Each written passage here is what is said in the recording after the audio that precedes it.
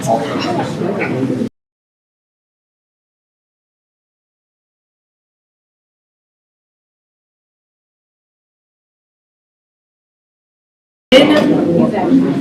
would like to call, sorry, Thomas. Okay, sorry, take two. Good evening, everyone. I would like to call this meeting, this regular meeting of the Tipp City Board of Education to order at 6:30 p.m. on Monday, February 23rd. If everyone would stand, please. I would like to begin with a moment of silence to remember Ashley Flynn and reflect on how she positively impacted Tipp City schools and our entire community.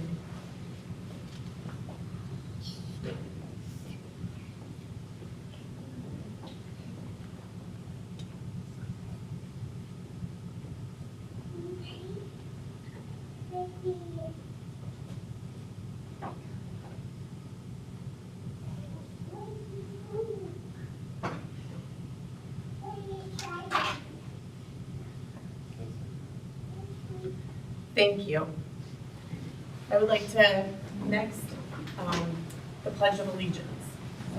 I pledge allegiance to the flag of the United States of America and to the republic for which it stands, one nation, under God, indivisible, with liberty and justice for all.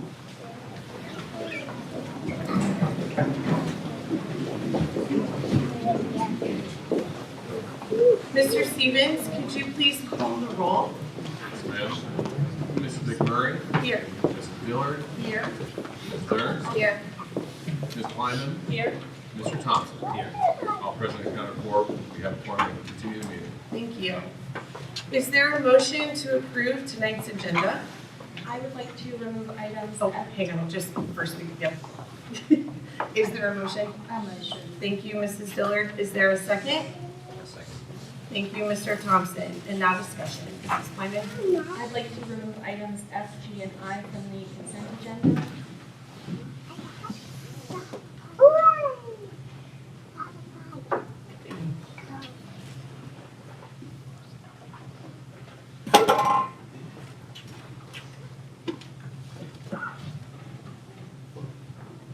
Is there any other discussion?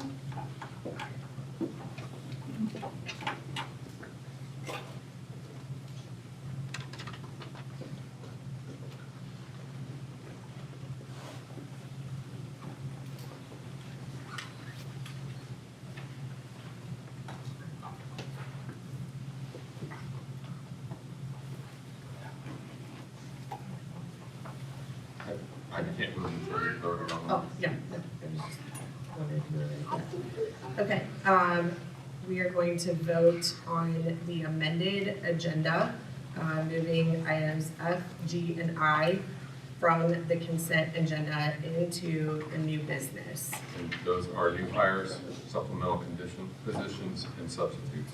Correct. I'll move that we approve the new agenda. Thank you, Mrs. Dillard. Second? Second. Thank you, Mr. Thompson. Any discussion on that? Okay. Mr. Stevens, can you call the vote for the voting on the amended agenda, please? Dillard? Yes. Thompson? Yes. Kurtz? Yes. McMurray? Yes. Kleiman? Yes. Thank you. Okay. Move those now. Okay. Thank you. We'll take a minute to refresh. Now it's it.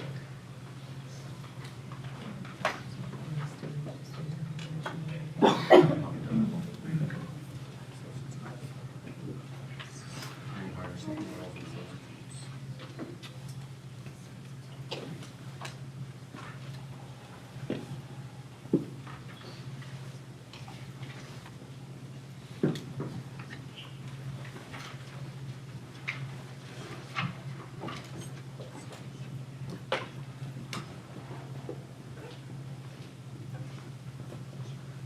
Those are moved. You hit F5 and refresh your screens, they'll be ready.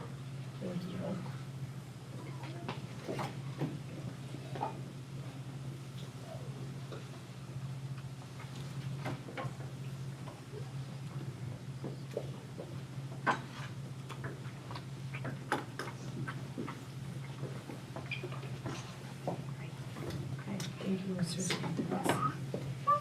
First up tonight, under superintendent comments, is student recognition. All right.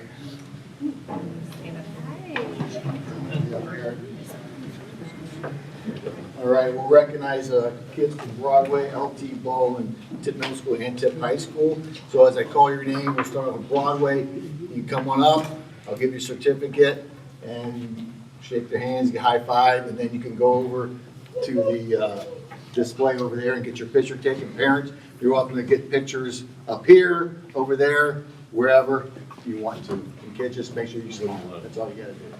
All right, no pressure. All right, so first off, we have Kennedy Crawford.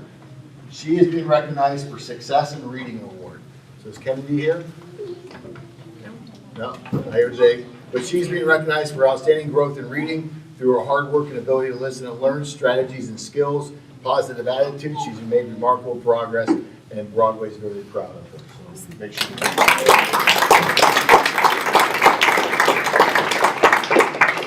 Grayson Jimenez. Grayson, you come on up. So Grayson, his attendance has really improved a lot, and he's only missed a few days, which is getting an attendance award is pretty good, huh? And he's done not only has his attendance improved, but his learning's improved a lot as well. Correct? And you're happy. All right. Congratulations. Wait. High five or Do it fist online. bump. Here, high fives. Good job, buddy. Gotta go get your picture. One more picture. He's like, Come on. wait a minute, too much paparazzi. So we have Everly Land. Everly shows up each and every day ready to learn. She's always prepared and goes above and beyond to help others, and she is kind to her classmates. All right.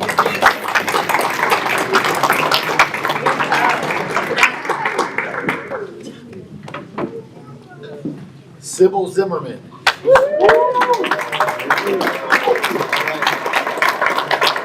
Sybil shows up every day ready to start the day. She gets started in the morning work without being asked. She's very good at math and is always willing to help her classmates and small groups with our new math curriculum. So thanks for the help.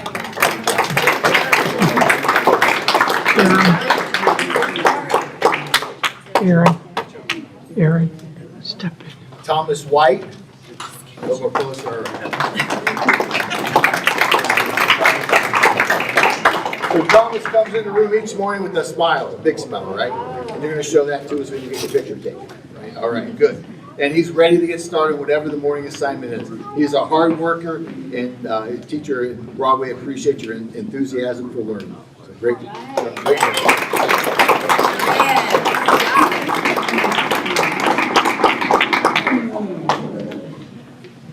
Brooks Ryan.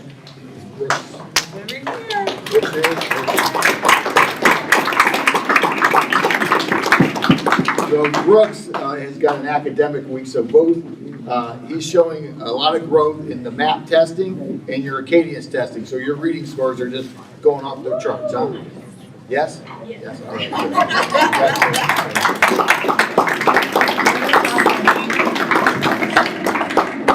Bronson Rosenbeck. There you go. So Bronson takes the lead in small groups. He's been very focused and hardworking. He shows up with a great attitude every day. We're proud of the growth he's making in his retell and his comprehension. So congratulations. Keep up the good work.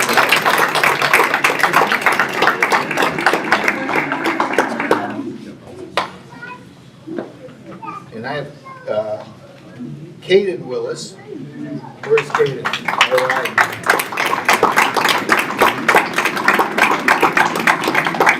So Caden, you were the top reader in the readathon, right?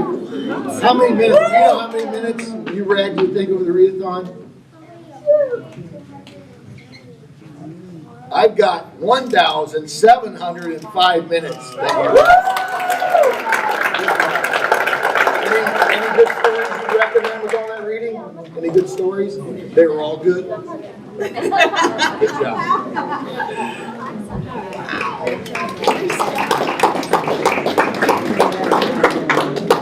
And that is all Broadway students. We'll move on to LT Ball. So Colton Willis.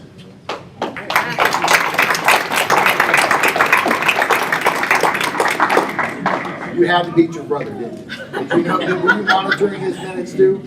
Or just yours? Just mine. Okay. He was the top reader in LT Ball, and he read for, what do you think? 2,360 minutes. Good job. Any good stories on that?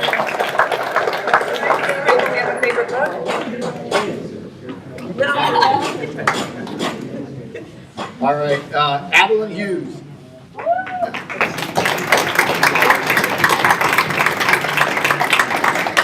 So, Adeline, you are a master of the recorder, is that correct? So the belts, you earned all your belts, so the belts represent the mastery of skills, and you were very determined to get all of those.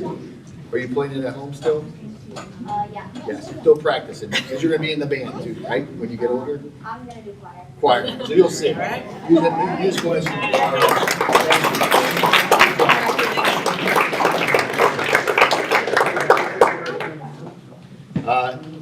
Zoe Perry.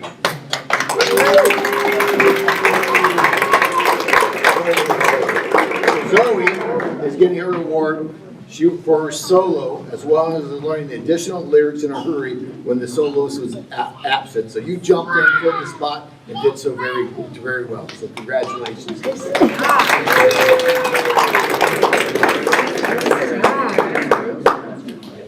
And that was for the Christmas play, is that correct, Zoe? Yes. At the high school. That was a full house there that night, too. Hadley Lee.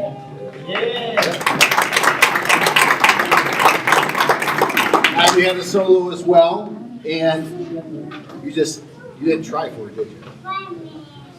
She said, no, you didn't. They said, you really weren't trying out for it, but you just sounded so good that Mrs. Sanders said, we got to have a showcase. So congratulations. Good job. Thanks for stepping up. Good job. Next is Finley, and I want to make sure that Barrere, is Finley here? There she is.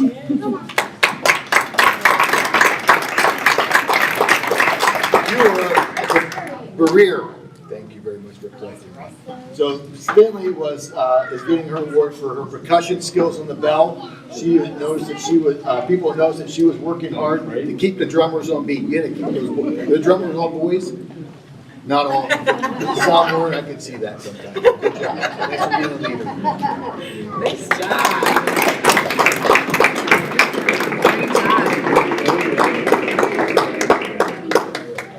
And then last fourth grade was Silas Kesters.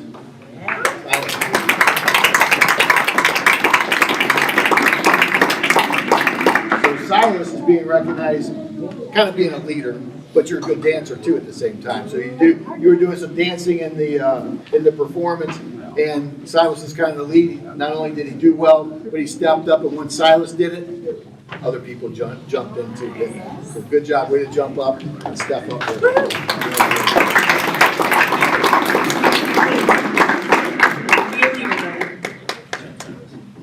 All right. Now for Tipp Middle School, we have Andrew Boyer. Is Andrew here? He may not be here yet. So Andrew was recognized for his outstanding artistic achievement. He was selected as the winner of the Ohio State Highway Patrol Holiday Card Contest, an honor announced early in December. His artwork was chosen to represent the Ohio State Highway Patrol as the Colonel's official 225 holiday card. It's also featured in the Patrol Flying Wheel publication and holiday social media graphics. It's a highly competitive statewide contest, and Andrew's design stood out for its creativity, originality, holiday spirit, and being selected means his art was shared across Ohio and beyond as part of the official holiday communication. So thanks to Andrew.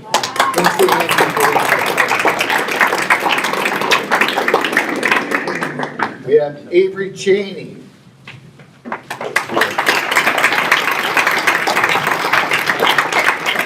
So Avery noticed there was a new student sitting alone sitting alone, and she, without being asked or without making a big deal, what'd you do? Got up and kind of moved by her and gathered some of your friends too to go over and suggested they all move to the student's table so he wouldn't be sitting by himself. It was a simple act, but a powerful one that made a meaningful difference in that student's life. What makes this moment especially meaningful is that Avery did not do this for recognition. She didn't ask a teacher. She didn't call attention to herself.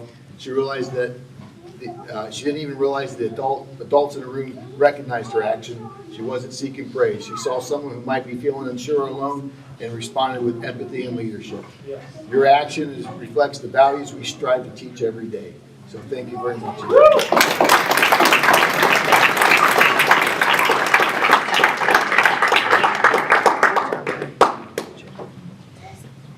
And finally, at the high school, we have Alexandra Shands. See here?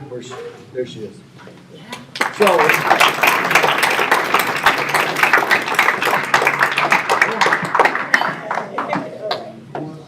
Alexandra,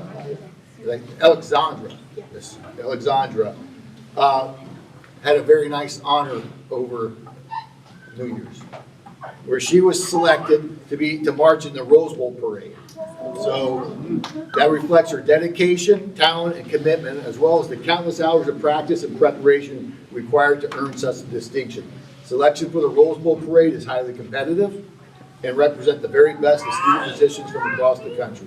We're incredibly proud of Alexandra for representing Tippecanoe High School and BCTC, where you go to school during the day, and Tipp City Schools on the national stage, and we congratulate on her remarkable accomplishment.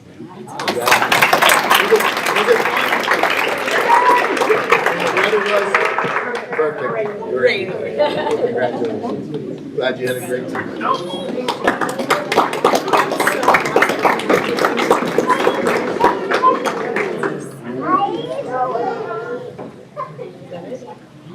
I think that's it. I don't think I missed. Did I miss anybody? No. Okay, parents, you're welcome to stay and enjoy the rest of the meeting, or maybe you want to go. But it's up to you. Thank you.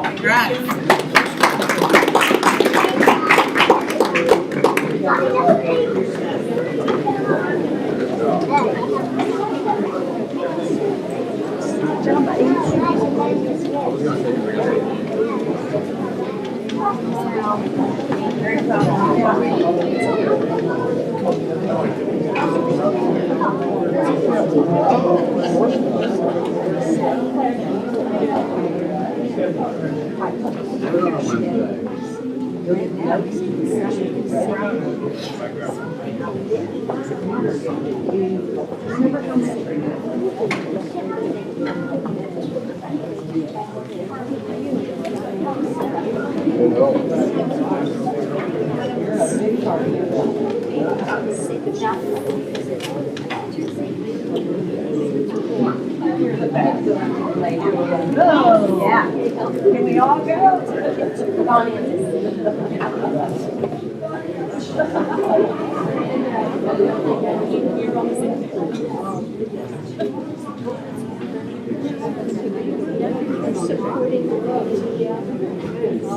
And they had so many kids here.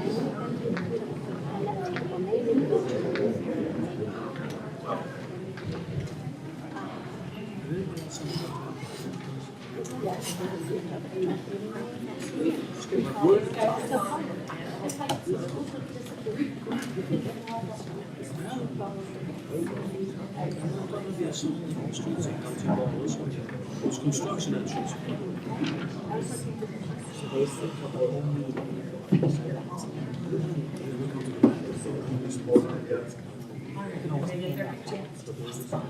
Okay. Next on our agenda this evening is an update on the building project. Mr. Moran? So we have a lot going on, as you can tell. Stuff's coming out of the ground, blocks being laid. The foundations are poured. Big piers are taken care of, so things are coming out of the ground, plumbing, electric installing. We just received, on the PK8 side, that's kind of where it's at, a lot of stuff happening. and it seems like as the weather's nicer, more people are gonna jump on over. It's pretty chaotic around here. But at the typical high school renovations, we literally just got a draft in that right now it looks like we're under budget. So that's a good thing. We're gonna finalize those numbers here in the next week and a half. We have a facilitated session with OFCC to go through and make sure everything's done. And that will be, the GMP for the PK will be on the March agenda. And I think the THS, the typical high school renovations guaranteed maximum price will be on the draft agenda, or not the draft agenda, the regular agenda in March. That's the due date that it has. So we'll have the vendors and all that stuff will be part of the package that we have for GMP on there. So things are moving there. Again, the work that's going to be done at the high school is going to be done in the summertime. They're going to cram a lot of work in the majority of the work, some of the work, like the chillers that we approved, I think back in November, those are being shipped on the 2nd, so they will get put into the high school probably sometime in April before it gets warm in there. We had a little issues the last couple of weeks with the chillers starting, and so we need to get the chillers done there. It's all rolling along and still on schedule, even with the bad weather. They have days built in for non-work days. We have not exceeded those work days for January or February, and they have some in March as well. So we expect, again, knock on wood, be on time and on budget as well. They'll be a little updated. What questions about the project might be right I saw should I call it retention or detention pond? now? Out here, Yeah. it's a detention pond because it's not supposed to retain water, but it's not hooked up to the final piece, and there's so much bedrock, the water doesn't. It's on bedrock. So This is a joke between us. We're not- I was like, It's gonna, when it gets hooked up to get the water out, it needs to go. Otherwise, yeah, it could be a pond for a while. Yeah. Any other questions for Mr. Ryan? Awesome. Next on the agenda is citizen comments. Did anyone pick up the cover? Thank you.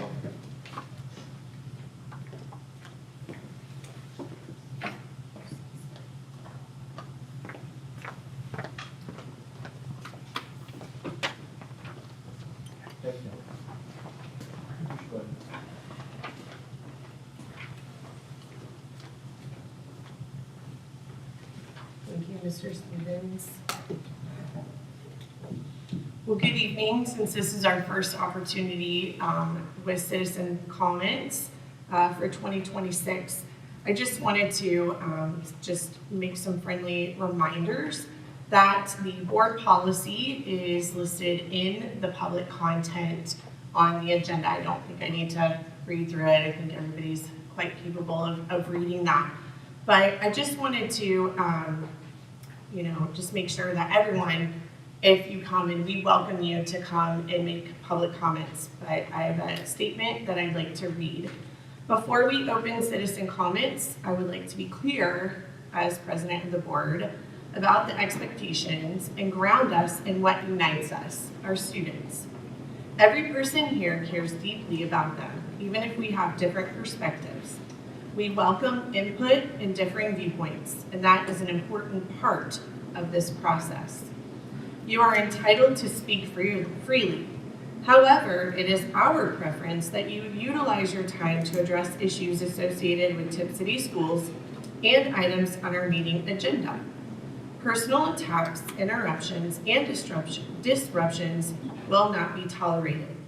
Comments that are attacking in nature or fall outside of our published policy regarding citizen comments will be restricted. We owe it to our students and to one another to conduct this meeting respectfully. Please keep your comments directed to the board as a whole and focused on issues rather than individuals. Each speaker will have 5 minutes, and I will be using my phone as a timer to ensure we stay within the allotted time and that everyone has an equal opportunity to speak. I also want to remind everyone of the attached policy regarding citizen comments which outlines our procedures and expectations. As always, if you need additional clarification on a topic or would like to continue a conversation, you are welcome to email or call us outside of this meeting. So, with that being said, Mr. Don Hudson, you're up first, sir.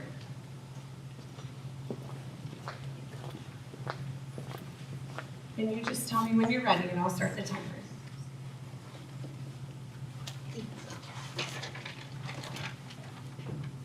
Okay. First of all, I'd like to thank you, Angie, for the microphones. We can hear.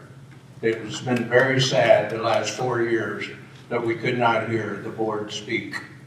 And I am very thankful for you bringing that forth. I would also like to speak God's holy word, along with what silent time you had for Ashley. I want to tell you all, Ashley is in heaven. Yes, She was born again.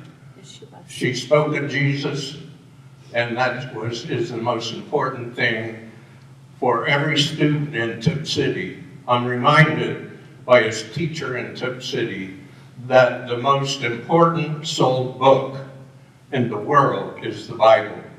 The first book that was used in schools was the Bible.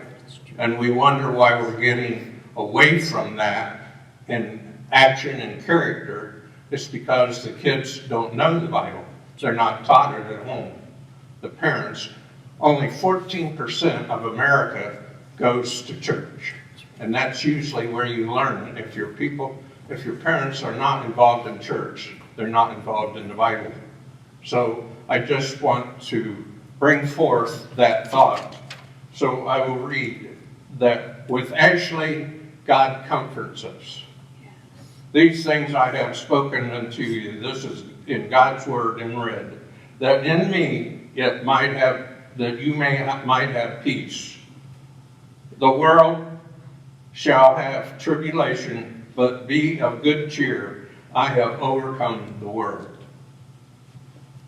2 Corinthians 1, 3 and 4. Blessed be God, even the Father of our Lord Jesus Christ, the Father of mercies and the God of all comfort, who comforteth us in all our tribulation, that we may be able to comfort them which are in any trouble, by the comfort wherewith we ourselves are comforted of God. And I may remind you that the first prayer that God hears is the prayer of confession. And I would encourage you to walk with God. I think I forgot one thing. I'm Don Watson from Tipp City. I've lived here 76 years.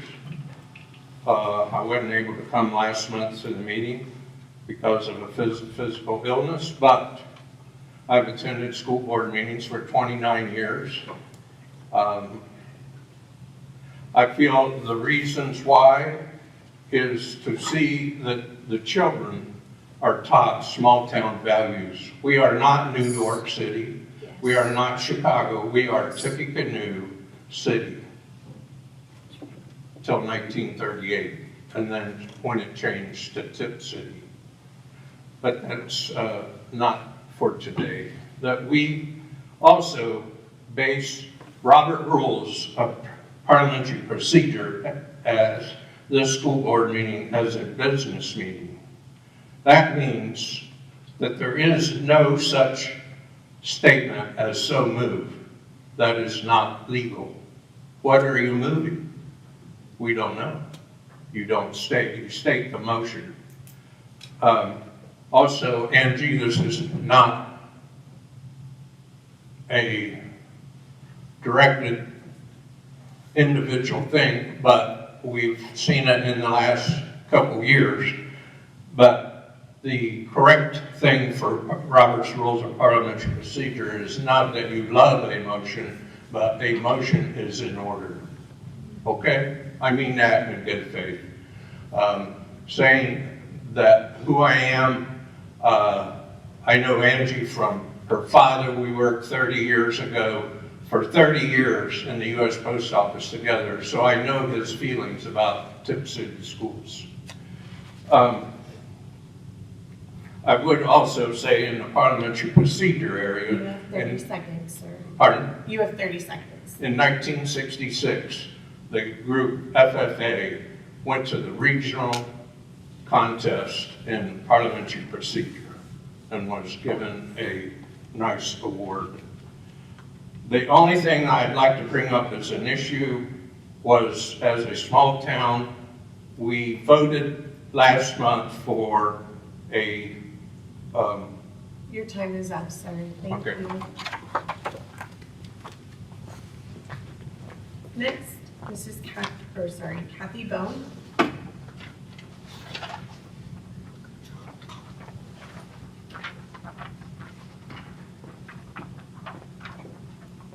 Let me know when you're ready. We'll start the timer. I'm ready. Okay. I'm Kathy Bone. And tonight, I'd just like to say in the beginning of the year, I want to remind you, the 3 board members that have been on the board and the 2 new board members, what your job is. The business model has the taxpayers at the top, followed by the board members, and below that, the superintendent, treasurer, and the staff. Keeping that in mind, I want to remind you that the paycheck you get for sitting on the board comes from the taxpayers. And we rely on you to make sure that everything that you do is the best. Every vote you take is the best. Your job is to make sure that we hire the best of the best. It is your job, when you're voting on books and teaching materials, that you have done your due diligence and making sure that what you're voting on is the best for our students. When you're voting on contracts, that they're explained to the public. You need to ask the important questions of each contract you approve, or with the information you, being a board member, have researched on that contract. Maybe you don't want to approve it. Maybe it shouldn't be approved. That's your job and due diligence to do the research to find out. We want to know that our money's being spent wisely. We and you should also want to know whether services are being duplicated over several contracts. You're allowed to go into the board office and ask to see every contract that we're involved in or would like to add to before it ever comes to the consent agenda. There should always be an openly discussed, preferably in a work session, in front of the public. This used to happen before they ever made it to the regular monthly meeting. That gave the public time to see the contracts and the board time to delve into those contracts to make sure every question was asked and answered before they showed up on the agenda to be voted on. I noticed there's a contract on the schedule tonight. The dates are July 1st, 2025 to June 30th, 2026. Why are we signing a contract that should have started last July? Or have we been using that contract without the board approval? It reminds me of the student handbook for this school year, which was not approved until after the kids already started school. I hope since this contract was pulled out of consent agenda, which all contracts should be, that they should all be discussed in front of the public. I'm glad this one is not in the consent agenda, so maybe you can open my eyes and let me know what that contract is all about. As far as when you were talking about Mr. Moran's goals in the previous meeting, the work session, there's some superintendent or some treasurer goals you might want to add in there too. I'm asking you to direct Mr. Stevens to start using Ohio's open checkbook again so the taxpayers can see where our money's going. I'm also asking the board to insist that Mr. Stevens go back to the handout each month to the board members of all the Freedom of Information Act requests he receives and how he handles them. Because I'm still sitting on one that I asked for last April, which means we're coming up on a year of me waiting on something the school should have given me within a month or so. I'm asking the school board to make sure the designs are updated for PK through 8 as to define things more clearly. I just saw an order form where we ordered 20 indoor overhead garage doors. I'd like to know exactly where those are going. I'd also like to ask that the things at the high school that are being renovated also make it onto the website so we can see again what we're paying for. It looks like you're moving around classrooms at the high school because you're closing it down 2 summers in a row. So I think that that is something we should be involved in. As a member of the board, it's your job to help keep us informed. Mrs. Drone said last year that things were discussed before the meetings. I don't think there was a violation of Sunshine or Open Meetings Act because it was probably discussions between 1 or 2 of you, or maybe Mr. Moran and 1 of you, or whomever. But I think that all these things need to come out at these work sessions. All of the contracts you're going to do need to be discussed openly because each and every one of you ran on transparency. So I'm hoping that you do exactly what you said when you ran for this office, and that you will prove it. You will, this year, take on the task of being more transparent. Thank you. Next up on the agenda are our informational reports. Mrs. Dillard, the MVCTC meeting minutes are in the public content. Could you just give us your top bullet points of things that we should know, please? The things I'm going to point out aren't actually in those minutes. That was from the January meeting, but from our January meeting, I have 3 things that I wanted to share. So Dr. Weldy shared that the CTC is adding 3 new satellite programs at Carlisle local schools. Bethel is expanding their program, so it's considered new. It's an addition to something that's already in place. And Twin Valley is getting agricultural education satellite. So that's pretty exciting. The CTC is in the application process right now. They are at 1,777 applicants. I was informed that they will end up having to turn away about 200 applicants. The top rated programs are pre-nursing, cosmetology, electrical trades, and veterinary science and dental assistance. And then the final thing I wanted to mention is each meeting they have a presentation by a different department, students and a teacher is involved. And this month, the pre-law and legal students were presenting. They presented at a mock trial and they presented, it was very, very impressive. So just I enjoy going to the meetings. Thank you again for choosing me. Thank you. If you ever have questions about anything in the minutes, just email or text me. So, Thank you. Other reports. I do have Tipp Monroe Community Services. Awesome. Did you want to go over that? I have not. Okay. So we didn't meet this month. There were a number of people that were out sick, but last month, the January 15th meeting, they're just preparing for the purse auction. It's on March 14th. Again, donations of slightly gently used purses or brand new purses are encouraged. At that meeting, we were preparing for Camp Kern. Camp Kern already happened. It was a Valentine's weekend, huge turnout. It was a big success. The number of weekend food book bags has increased, is my understanding, and we even had a student who donated $40 to this fund through her dog sitting. So that was kind of interesting. This month they have a big jigsaw puzzle contest that is in a partnership with the toy store, the library, and Tipp Monroe Community Services. That's on March 15th at 1 p.m., a great family event, and you can register online. And that's all. Thank you, ma'am. I have for the Tipp Education Endowment, and there were quite a few things discussed, and I will submit these so they can be attached as well to the public to review. But basically, the number of applications for funds have actually decreased. So Don presented, our curriculum director presented an idea to, instead of having little micro projects, those would still be considered, but it would be expanded to potentially be doing school-wide or district-wide projects and increasing the ask amount that they could potentially have. Anatomage, which that was, I don't know if you got to go to the OSB convention, but basically it's a big table that you can see anatomy that has a lot of other projects. That was something that was suggested, or a plant wall for growing food. things like that. So that's something that they're looking into, and they're gonna try to do a pilot program so that they can evaluate it on a smaller scale and then potentially ramp that up. And that's gonna require rewriting quite a few things, just guiding principles and things like that, but that was the meat and potatoes. So if anyone wants to look at this afterwards, it kind of just outlines it. And they did welcome any feedback from the board. They said if anyone has anything, to please let me know so I can convey that to them. Thank you. Thank you. Policy? We'll have some stuff to prepare for the work session on March. Okay. Is that it? All right, thank you.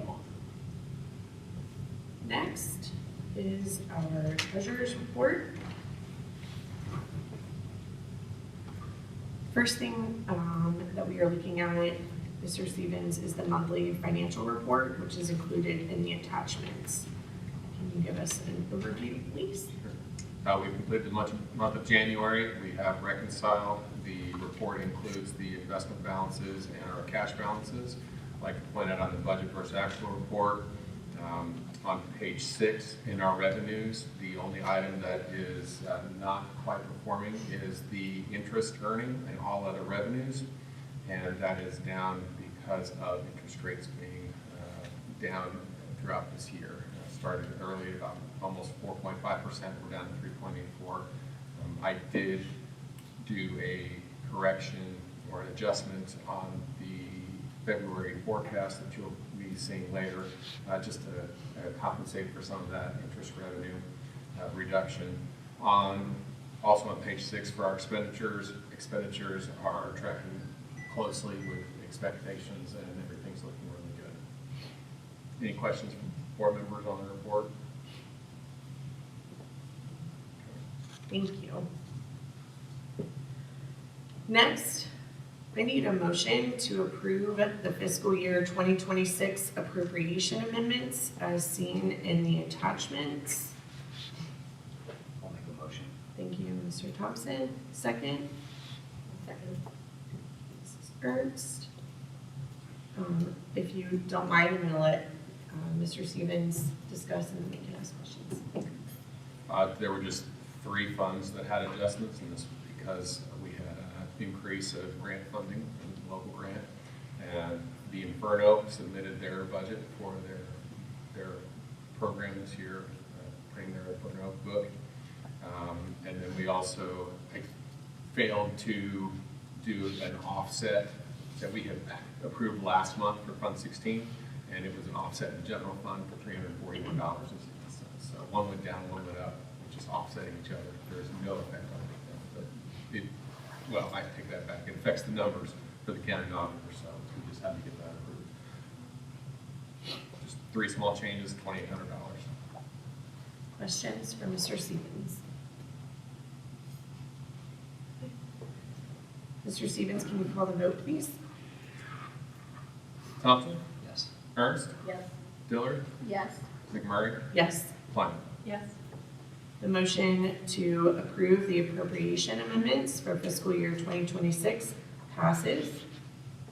Next, I need a motion to approve the 5-year forecast with the February 2026 update.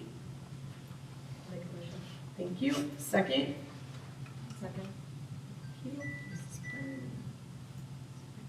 Klein. Discussion.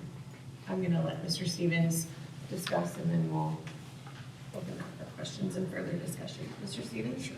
I'm going to turn to the screen on really quick.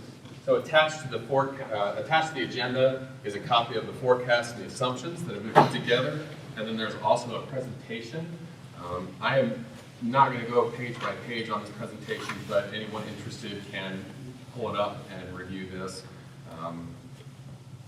So I am going to jump ahead. So the first few slides just talk about the forecast. The key line items in our forecast, you have 2 sections. You have revenues and expenditures. I basically just said the same thing when we went over the financials, revenues and expenditures. Our 2 main sources are local and state funding.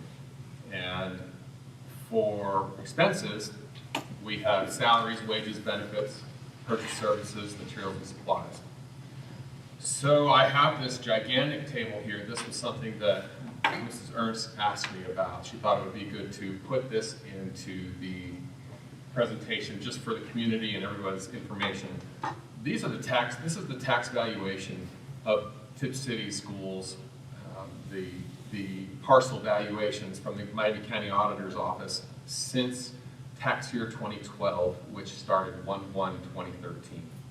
So we're looking at over 12 years of data here, and this shows the valuation of our community. And if you are able to see, let me see if I can zoom in a little bit. I cannot.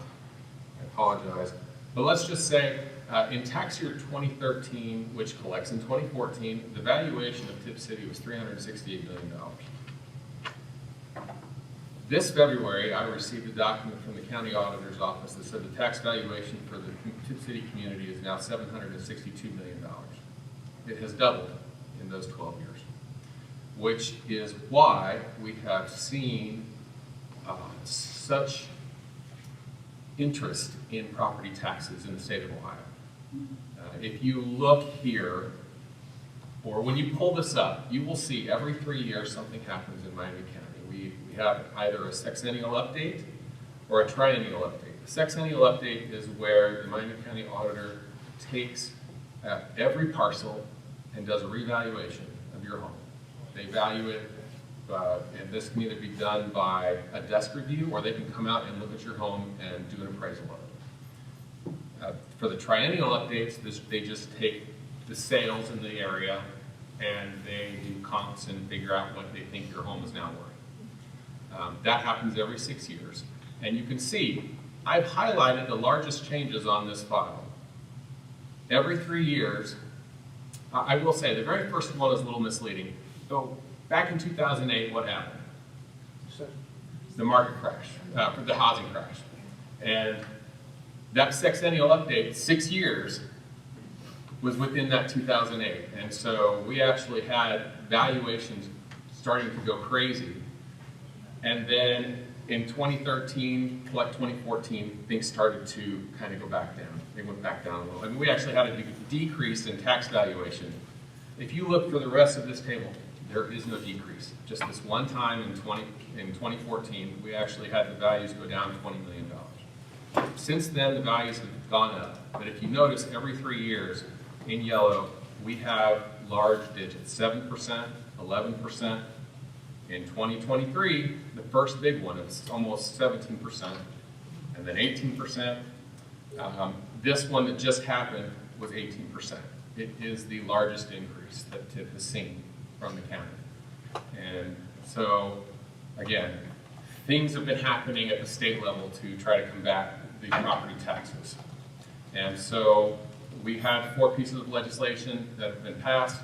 We've talked about this in work sessions previously, but House Bill 129, House Bill 96, 309, and 335, all of these are taking effect this year, and they actually start March 19th. The downside is that county auditors didn't have any time to put these in place yet. So I received paperwork last week from the county auditors that said, it's like, here's how much you're going to collect in taxes, and it was as if nothing had passed. It was just business as usual for the county auditors. That 18% that I just mentioned, it increased what Tipp City would potentially get. If nothing had changed, we would have gone up, I want to say $2.7 million more in tax revenue with nothing happening, which is why the state said we need to do something. The problem is, in my mind, and I'm going to just say this, in 1979, the legislature tried to do something. That's House Bill 920, and that's where they put in the aggregate reduction value factors, where as valuations go up, tax values go down, or the millage rates go down to try to stop collections being so high. It is now 40 years later, and they finally realized something is not right. So they've done a lot of things all at once. 2 of these specifically affect us, and that is House Bill 129 and House Bill 335. 129 made it so that emergency levies are now calculated in the floor calculation. In that law in 1979 said that schools need 20 mills to operate. Can't go lower than 20 mills. And we had levies of about 33.5 mills on the books. And so over time, that millage went down to 20. I believe in 2019, we hit 20 mills. And since 2019, we've been at 20 mills. As the values increase, the millage has decreased, but the state has to put us back up to 20. And so they realize that this is an issue. So now they want to put the emergency levies that were passed in 2015 and I'd say 2019, no, before 2015, we've had 2. But those are now included in the 20 mil floor. They're trying to help that calculation. That's fine. So emergency levies are now in the 20 mil floor. They're no longer called emergency levies. They're called fixed sum credit limit, fixed sum current operating expense levies. That was House Bill 129, and House Bill 129 will affect the district in 2027 with a decrease in tax revenue of $2.7 million from what we saw last year and this year. House Bill 335 tries to deal with inside millage. Tipp City receives 5.4 mils from the county auditor's office automatically. We get 5.4 mils. And inside millage is what is driving the 20 mil floor increase. But that is now being reduced by inflation. And so they're taking the average of inflation, or the inflation number from the past 3 years, they add them together, and that's the most that we can increase. So they're actually reducing how much our inside millage can grow.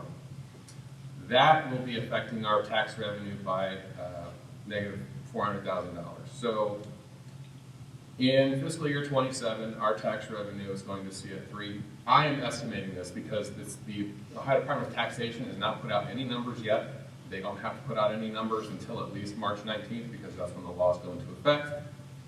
And then after the laws go into effect, they have 30 days to put something out. So they could probably provide something on April 20th.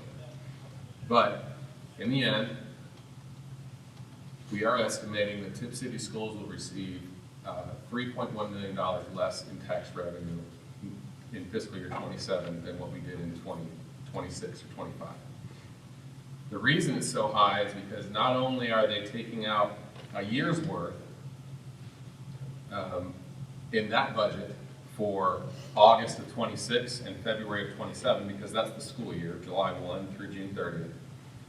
Because they didn't have it on the books in time for this fiscal year, they're going to go back and hit us for February's collections of 2026 and say, we charge too much.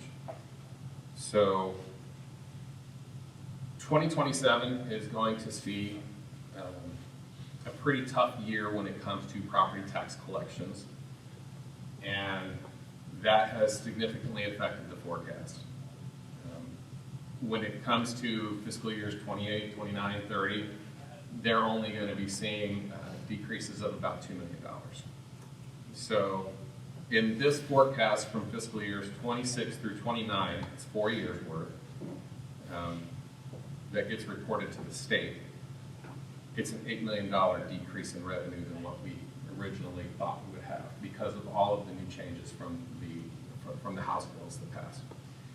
Those have been put into the forecast, and so that's the biggest news, is the changes to taxes. Again, this is just an estimate based on calculations that are being done in-house. This is not anything from the Ohio Department of Taxation. I could be wrong, or I could be right on. We could go up, we could go down. I'm hoping that we're right where we think it should be. So House Bill 186 doesn't really affect us because we're now above the 20 mil floor with the inclusion of the emergency levies. House Bill 186 does not affect us. 309 allowed the county budget to change our millage because they want to. I guess if they think we're collecting too much, they can change it. but then there's 335. So I encourage people, please read the document if you want to see more on that. When it comes to the state budget, the Fair School Funding Plan that started 5 years ago, it was supposed to help fund school districts. It was approved every 2 years, and 5 years ago, they decided to implement it a year at a time. So they did 16% the first year, then 32, and then year 3 they had 50%. They were doing about 16% every year. This year is supposed to be the full 100%. The only downside is that they did update the numbers every year when it comes to valuations and things like that. So it truly hasn't been fully funded because they're not updating the numbers to use with 24 data, 25 data. So they're trying to do things differently than what they had set out to do.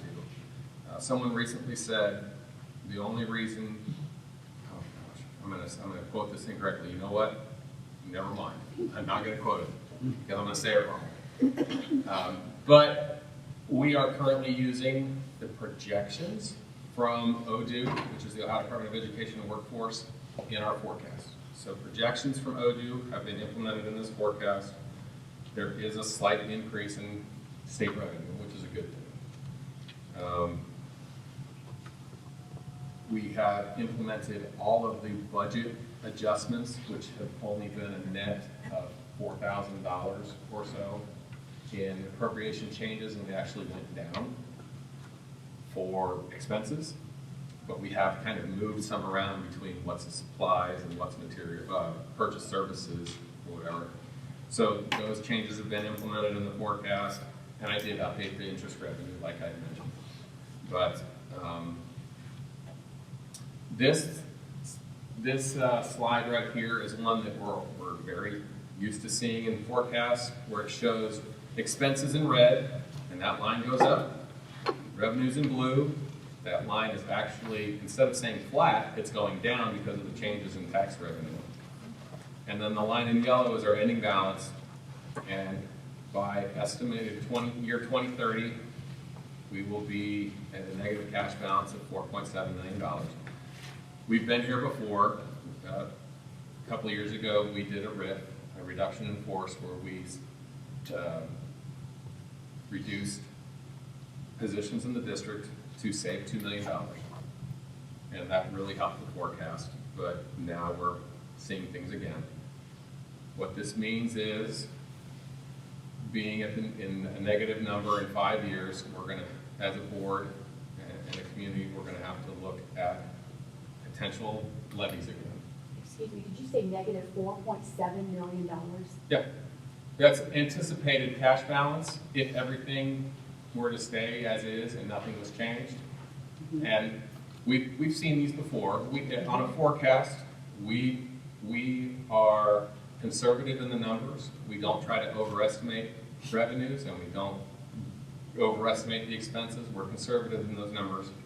But if you pull up old forecasts in the past, we've seen this before, and this is how levy cycles are determined, which was something that state legislators knew would happen if they made these changes. We'd be going back to the ballot more and more. So I just want to make sure that I heard. you heard that. You did hear it correct. Okay. Yep. But this is what you see here on this graph. This is normally what you see because our revenues remain consistent and expenditures go up because of inflation. And so if you don't pull in new funding or new revenue sources, your cash balance will drop.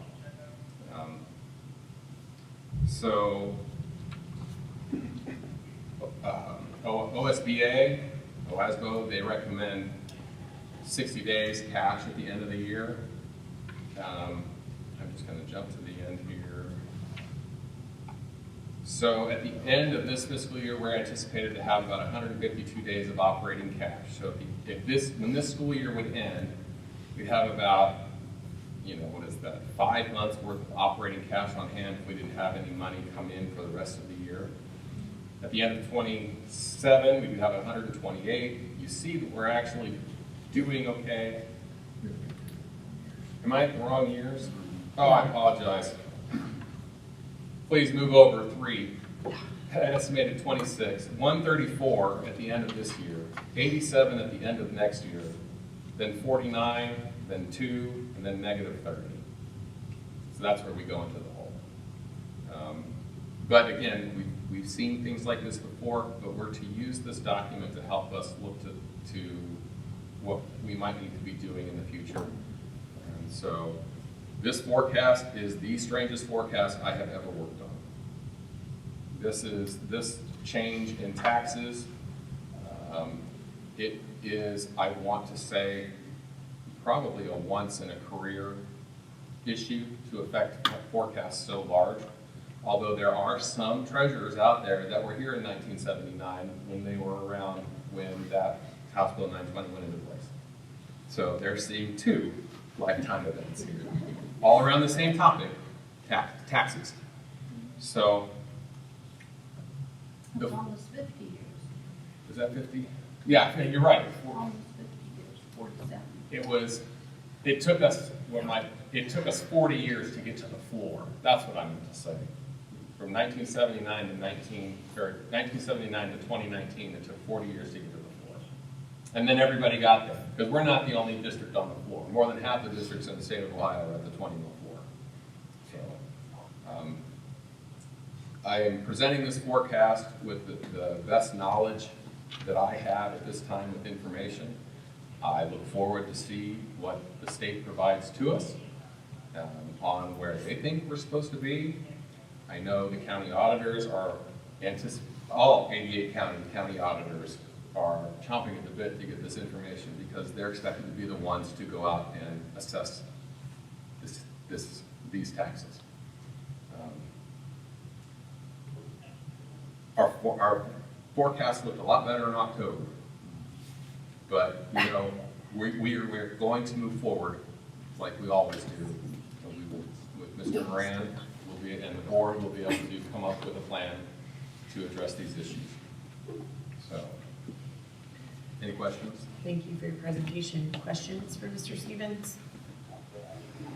You did a 5-year, the state is only requiring 4-year now, right? Correct. There's actually a line in the assumptions that say that we feel it's better. If I didn't have the 5th year on this forecast, that wouldn't be on there. There's a reason why the state changed the requirement from 5 years to 4 years.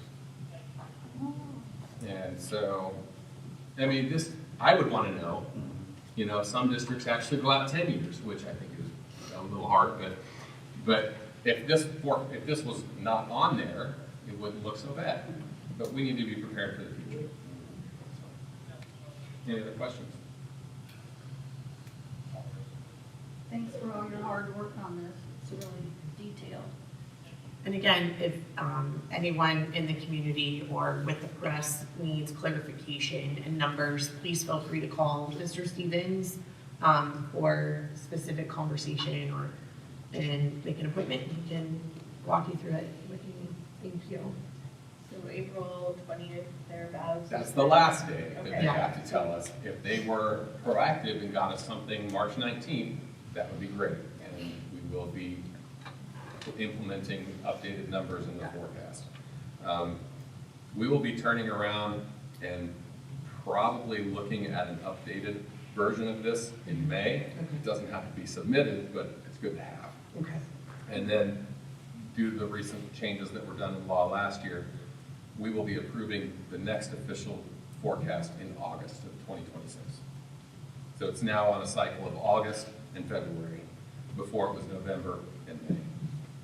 And how often can the county reduce the rates like they did with us earlier? Is that just once a year? I believe it would be done once a year when they do their normal certification. This past year was different. Normally, we would be approving the tax rates in March. And they sent out tax rates for approval in December and said they had to be done by January 31st, but it was only on the 2 fixed levies and the bond levy. It didn't include any of the other levies. And so, and the information that I received last week is as if none of the new laws have been passed. So all of the valuations are as if nothing had happened, which is it's not true. We know it's wrong. Essentially, the county auditors have done all of this work so that they can meet legislative deadlines, and then they're gonna have to do it all over again. So their work has been doubled. So. Any other questions? Thank you, Mr. Stevens. Can you Angie, is there any way that you can put this in the newspaper? So I do not have a computer or iPhone, so they don't say, I asked the voting place and they said, well, you don't have to have a computer and iPhone. I said, well, I can't get the information to look at it. It's, we can work with and see if we can get it published somehow. Absolutely. So. Okay, Mr. Stevens, can you call for the vote, please? And this is for the approval. I apologize, it's been a minute. The approval of the 5-year forecast with the February 2026 update. Ernst, Yes. Lyman, Yes. Dillard, Yes. McMurray, Yes, Thompson. Yes. the motion passes. I apologize for the length of that. That's okay. It's necessary. All right. Next up is our new business but consent agenda items. I need a motion to approve the consent agenda items as listed, which includes prior meeting minutes from January 27th, 2026 work session, prior meeting minutes from January 27th, 2026 regular meeting, our retirements, 2025, 2026, our resignations,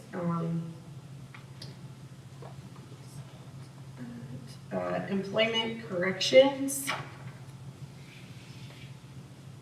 leave of absence, and overnight and out of state trips.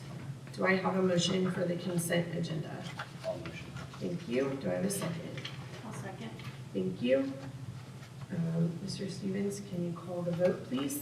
Thompson, Yes. Dillard, Yes. Ernst, Yes. Murray, Yes. Lyman. Yes. The motion passes to approve the consent agenda items.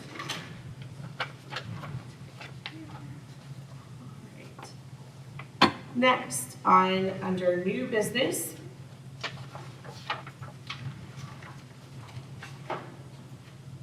I need a, oh, You'll have to forgive me, I realize that's in the wrong spot. This is the motion.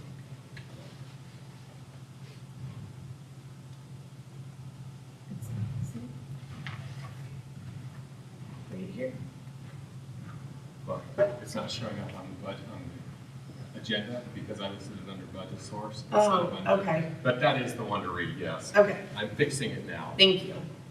Okay, under new business, 7A, I need a motion to approve a contract with the Montgomery County ESC to provide one-on-one aid services for fiscal year 2026.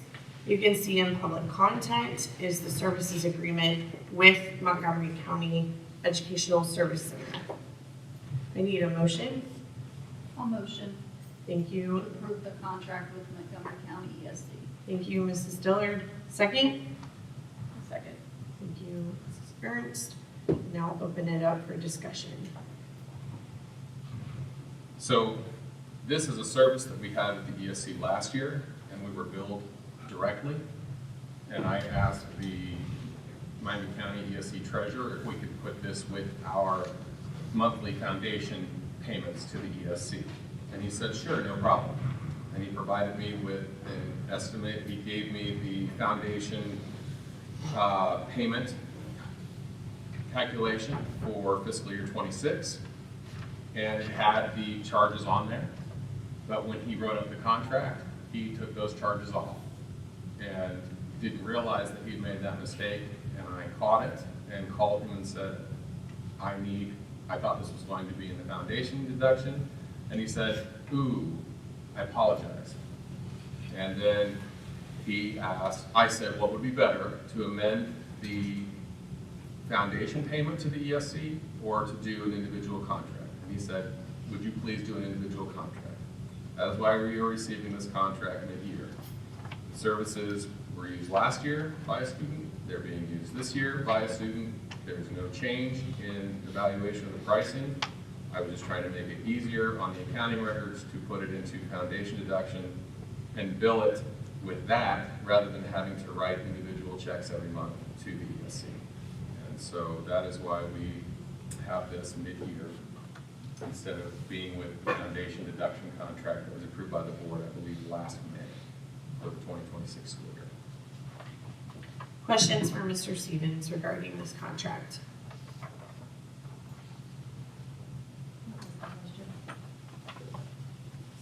I said that was my question. Oh, so- thank you. Okay, great. Hearing none, Mr. Stevens, can you call the vote, please, on the approval of the contract with Montgomery County ESC to provide one-on-one services for fiscal year 2026? Dillard, Yes. Ernst, Yes. McMurray, Yes. Wyman, Yes. Thompson. Yes. The motion passes.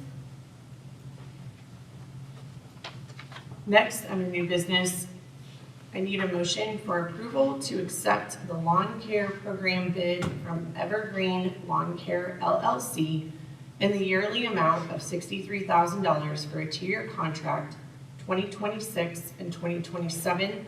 And you can see in public content is the lawn care bid. Do I have a motion? I'll motion. Thank you. Do I have a second? I'll second. Thank you. I'll open the floor for discussion. I have a question. Does this new package take into account any of the green space or areas that they don't have to maintain due to construction? It does. The price of this contract is actually less than the contract we had previously. They did review that, and they're in this area, and they know what's happening, and they put that into their calculation. They were the only company that bid this out, because I believe their price is lower than, because I remember opening bids years ago, and there would be 3 or 4 companies, and then Evergreen got into it and did it. Okay. So, and it is lower than last year.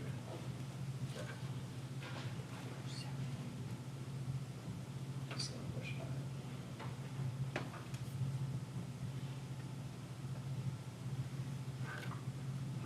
Any other questions? Hearing none, Mr. Stevens, can you call the vote, please? Thompson, Yes. Ernst, Yes. I'm sorry, who was the second? Second was Lyman. Sorry, Lydia. I apologize. Thompson, Yes. Wyman, Yes. Dillard, Yes. Ernst, Yes. McMurray. Yes. The motion passes.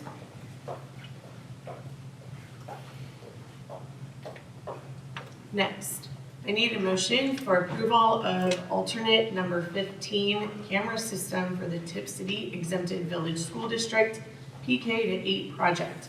This involves in a change order number 001 to provide cameras and camera system manufactured by, I'm not sure, Avalon?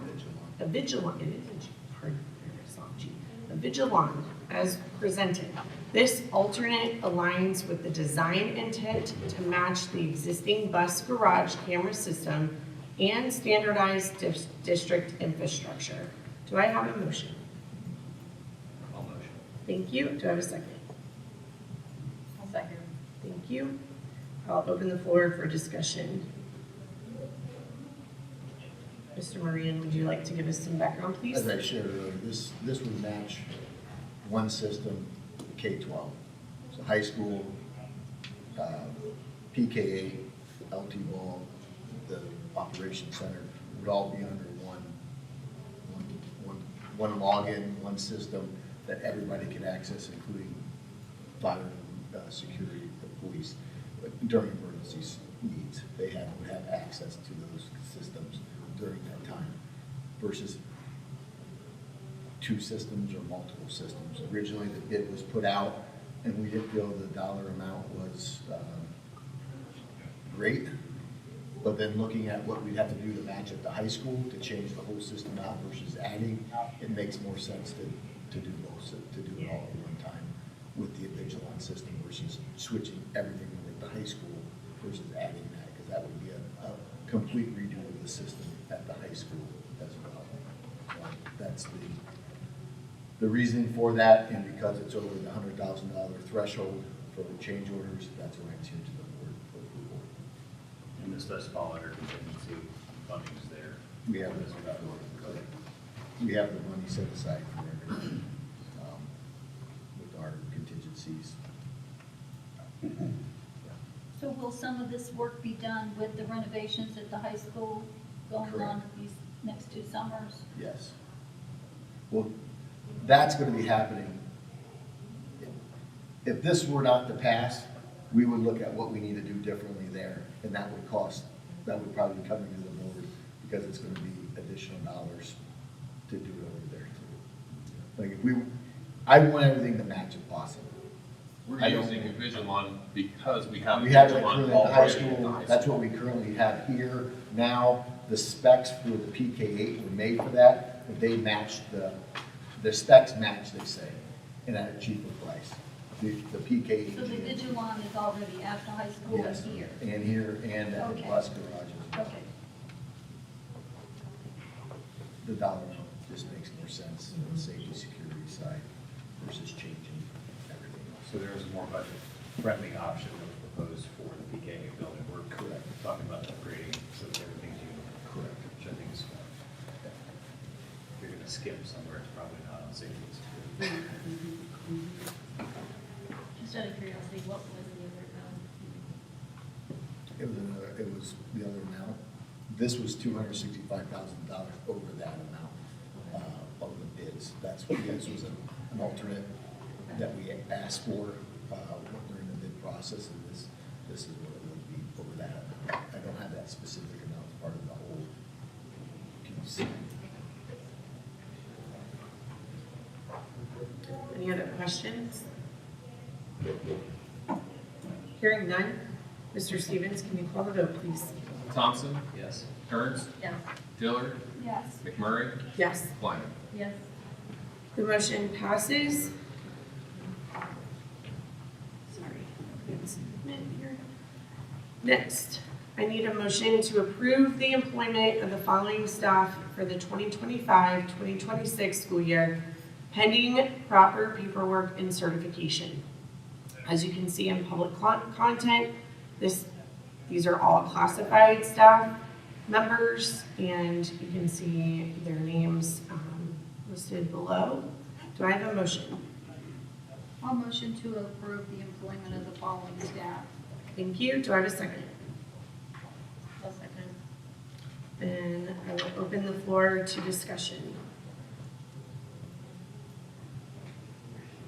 I would once again just request that all resumes, because they are public record under Ohio law, as a voting member, I believe it's reasonable to review prior to approval, so I would still request that that be provided to board members prior to any votes are taken.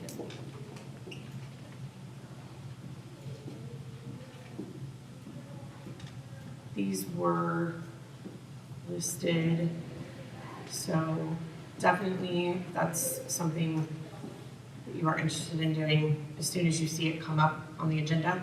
We'll have a conversation Yeah. about those, but we have a whole policy that. We do have our specifies policies, yeah. Appointments, not an appointment. Correct. We can get a clarification on that. Yeah. We can get a clarification on that. That'd be great. All right. Any other questions or discussion? We welcome the new employees pending approval of documents.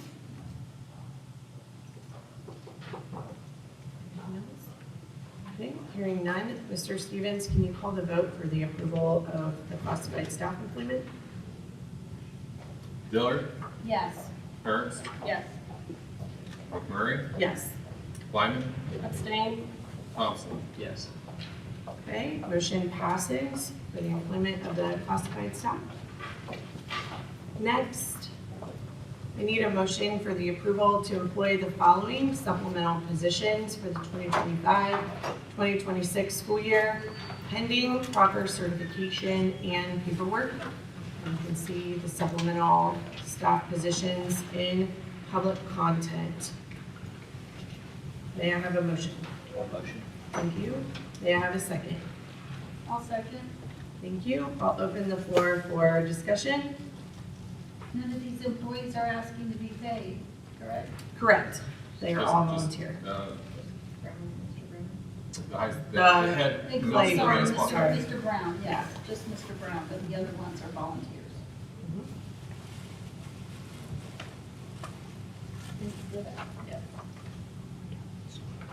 Any other discussion? Let's reemphasize that point from the past, from the previous thing we voted on. Okay. Anything else? Hearing none, Mr. Stevens, can you call the vote, please? Thompson, Yes. Dillard, Yes. Ernst, Yes. McMurray, Yes. Lyman. Abstain? Motion passes to employ the supplemental positions. Next.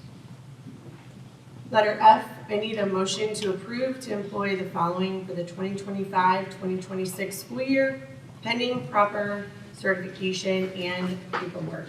And this, in the public content, you can see these are substitutes, bus driver and substitute aide. I need a motion. A motion? Thank you. May I have a second, please? I'll second. Thank you. I'll open the floor for discussion.